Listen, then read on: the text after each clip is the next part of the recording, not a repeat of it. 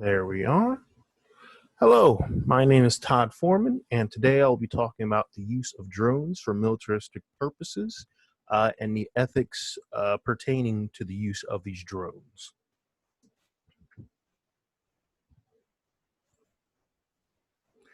Understanding the terminology of a drone is primarily they're unmanned vehicles that are any kind of aircraft that essentially are not manned or piloted by a crew that resides on the actual aircraft itself. The entire aircraft is devoid of any person operating it on said aircraft, obviously, as said, and is generally controlled from a computer system farther away using a controller system on like a large computer mainframe. But it can also be set to autonomously operate in the air, which allows it to essentially float and survey an area while it's in the air, depending on how much battery life it has, of course. The ethical uses of drones primarily pertains to the military in this case. Drones in the military tend to be used for surveillance as well as actual war operations, which weaponry is used against individuals in order to kill them. And as such, the ethics that draw from this is the understanding that using an unmanned system to kill other human beings can possibly be seen as cruel, as the individuals piloting this drone may not have the same form of empathy or sympathy for killing the individuals as most people will have when they do end up killing a person. This is in terms of PTSD, as well as a general, I guess you could say, getting rid of that sort of monstrous feeling one could have when they do kill a person. They're sort of like, okay, I'm still a human being, even though I've killed another man. In this case, it's possible that because they're no longer sort of looking at the individual, they don't really even see them. They just see the area which the drone is looking at with their surveillance camera, and then they're just shooting whatever weaponry they have equipped on that drone on that area. And this is also referred to as a drone strike, to be specific. Today, I'll be using the ECM Code of Ethics. This specific code of ethics pertains to computing in general, and because of the drone system using essentially a computer software to operate it, there's no possible other way I can imagine anyone operating a drone from afar without a dedicated computer system running all of the programs and all of the other necessities used to actually operate the drone itself, as well as activate the weapons, move the surveillance camera, and other essential accessories that would be needed to operate a drone. A summary of the ECM ethics, and these, mind you, are just the general. These aren't professional or any additional rules. They're just, just the base ethics to practically anything using computers. It has to contribute to society. If a computing operation doesn't do anything, why is it doing anything at all? Does no harm, as you can possibly already known. It does harm because the drone strikes that are specific to killing other people. To be honest, in terms of honesty, there are possibilities that people have not been properly reporting all of the deaths that drone strikes have been actually caused. And to be fair, in this case, I mean, in fairness of war, I really wouldn't say so personally. Kind of fighting somebody and then kind of getting shot by a drone is not necessarily fair. But in the fairness of keeping individuals from not dying by being out into a war zone, by essentially keeping them off an unmanned aircraft, that ends up, you don't lose any lives. So it's fairness in that aspect. Respect to the work, most drone operators obviously are trained to work these drones. So they probably will not use the drone at any point, especially considering it's military, for any of their own personal gains. And then privacy and confidentiality. This, because the drones are unmanned and have surveillance cameras and are able to achieve greater heights because they're unmanned, they can possibly use these cameras to spy on enemies, but also allies, possibly to gain information, which, you know, obviously that goes against many national laws to spy or uh, allude to any activity that another country that, you know, you're currently not in war with, but you're an ally with, is doing something that, you know, they kind of want to keep to themselves, possibly because, you know, it may or may not cause some other mayhem, and they just kind of don't want to be having that out there. You know, in general, that's just how things are. You don't want everything to be known by everybody. The positive aspects, ethics of a drone, as already said, you know, without a crew, no one's going to lose a life, you know, from the drone, you know, exploding, getting shot down, or running out of fuel somehow and then crashing. No one dies, you know, well, no one who is on the side of the drone dies. Possibly if the drone crashes onto another site or a town, yes, that's another concern. Another point of ethics there, what I would say negative. And that would pretty much only be money lost, which, you know, money lost is bad, but, you know, losing money versus losing a life, you know, there's an obvious difference where a life is much greater than just losing money. So, and you know, those are pretty much the main positive ethics of a drone, you know, for militaristic purposes, that is, not for rural or just, you know, recreational purposes. The additional space can also be used where pilots would be at. So that isn't really so much of an ethics, but more so a bonus for using a unmanned drone, as you don't have to worry about weight limit. So thus, additional items such as stabilizers and additional fuel can be positioned onto this this drone, which would mean that it could stay in the air for longer.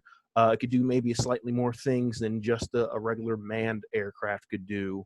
And, you know, that just extends the chance that someone doesn't need to go onto an aircraft in order to actually get anything done. And additional radars also to make it maybe easier to detect enemy aircraft or enemy movement on the ground. So mind you, the negative aspects of a drone, which are the main sort of ethics that are talked about for the drone, is the ability for it to kill and to spy. These drones are equipped with weaponry that will shoot and kill at a very quick rate. There's if you are the target, you have absolutely no indication that a drone strike will occur, because one, they're high up, they're not close to the ground. They'll hover over you at anything. If you look up at them, you'll think it's maybe a bird, you know, but then once whatever order to strike that area occurs, then it just happens. There tends to not be much of a delay. And also the ability to spy, which can be good for times when you need to look at whatever your enemy is doing, so you can able to mobilize your footmen, and any other operations you personally have in the U.S. government. I'm not sadly well versed with every militaristic type of activity that we're doing ourselves, but having information about the enemy tends to always be a good thing for, you know, whichever side you're on. This also applies to them as well, but I'm not too sure if they have any drones personally. So because of this, the drones cause harm. That goes against maybe one of the biggest ethics. And it's something that kills people, created to kill people, tends to not do too well for ethics wise, because you don't want to really kill people. Pretty much, you know, like I just said, drone strikes, they'll strike an area and they'll kill people. But the main other reason is spying in the airspace of your own allies, and breaking treaties that they've already set up, decades ago, before drones were maybe necessarily a thing that people would be worrying about. Obviously, there's always been information that there was a possibility of unmanned flight vehicles that can spy on people. This is something that can be seen in sci-fi, back then, or in like not maybe James Bond movies, but a lot of spy movies will have those high tech, crazy sort of devices, which will do something that no current device at that time is doing. But as technology progresses, yes, all of a sudden we now have these flying, completely flyable aircrafts that are able to do as much as a normal aircraft that was manned decades ago. So because of that, there's always the slight fear that another country is using a drone, or we ourselves as America are using the drones to spy on other countries, which is not great, because then that goes against the ethics of honoring privacy and confidentiality. Because if it's not private, if it's not confidential, that can actually mess up a lot of big business deals that are unrelated to anything military, or unrelated to anything that would allude to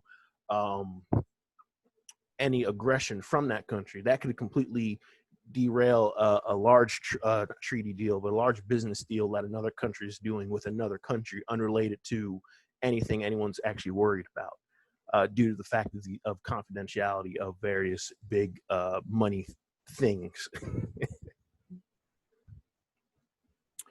So primarily my closing thoughts, I understand that the abuse from drones can occur because of their use of being unmanned, and you really only need maybe one or two people to man not to man, but to control a drone. And because of that, it can possibly allude to abuse from essentially using it against other countries that are not currently really in any way a threat to us, or would probably cause more problems for us, individuals living in America who are completely unrelated to any of the military's actions. It can cause shifts in the economy. It can cause shifts in treaties, and shifts in a general attitude in which the current world is in, considering the whole world really isn't in a great spot. But yes, another big concern is those who are using the drones. It's not too much big of a concern, but it's still kind of a concern. And this is just general humanity sort of degrading, as individuals will possibly become apathetic by using said drones, because the weight of death is not as harsh when you're unable to essentially see the person you're killing. To you, it's just a puff of smoke that happens. There's no screaming, no yelling, no agony, none of that. It just happens. It's done, and then more often than not, the drone just kind of leaves the area so that it's not shot down itself or taken out. Because again, even though it's unmanned, you do not want it to still fall or crash into any sort of establishment, because, well, that's money that you still don't want to lose. And then, of course, you also have to understand the ethics of, yes, what if that drone crashes? The drone crashes into like a civilian area, or it's the drone strikes civilians, in which the civilians are actually killed, and not any or a very few amount of the actual enemies who are attacking are actually killed from these drone strikes. Then it comes up to another group of ethics in which innocent people are actually dying due to the large area in which is attacked by the drone. And if if the drone crashes into a civilian area, it will cause damage to that area, and the country that is dealing with that may have to go and spend their own money to take care of that because it was completely unrelated to any of the activity that the country might be trying to deal with the enemy that both the country and our country here in America are currently dealing with. But otherwise, that's pretty much my closing thoughts. It was more of a ramble than anything, but I think it's more so possibly because of the 8-minute time period. Otherwise, I hope you enjoyed this presentation, and I hope you have a good day. These are my references I used. These are just 3. I did not think I would need to refer to or reference the ECM specifically, due to, you can just look it up and it's there. I feel like it's one of the things you don't really have to reference since it's the basis of this whole project. Otherwise, thank you very much for listening.